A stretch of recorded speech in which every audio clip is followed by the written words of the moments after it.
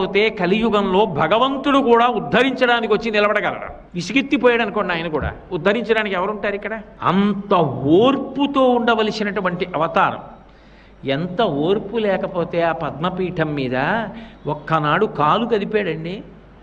ఒక్కనాడు ఎన్నాళ్ళు నించోనరా ఇలాగా, ఓ కుర్చీ వేయండి అని కూర్చున్నాడా? పడుకున్నాడా? నాకు ఇంతే సమయమా, ఎన్ని వేల మందిలా వస్తూ ఉంటారా, ఎంతమందిని నేను చూడనరా అన్నాడా? అలా చూస్తూనే ఉంటాడు, అనుగ్రహిస్తూనే ఉంటాడు. ఎక్కడో ఉండి మొరలు పెట్టుకున్నా ఆపద మొక్కల వాడి కాపాడుతూనే ఉంటాడు, క్షమిస్తూనే ఉంటాడు. అంత ఓర్పుతో రావాలి అవతారం. అందుకే మొదటే ఓర్పు పట్టి వచ్చింది. రావడం అన్ని అవతారాల్లాగా రాలేదు. భృగువు వెళ్ళి తంతే సహించి బయలుదేరాడు. అందుకే మీరు చూడండి, మొదట దయ కలుగుతుంది ఎప్పుడు మనిషికి. దయ కదిలితే కార్యం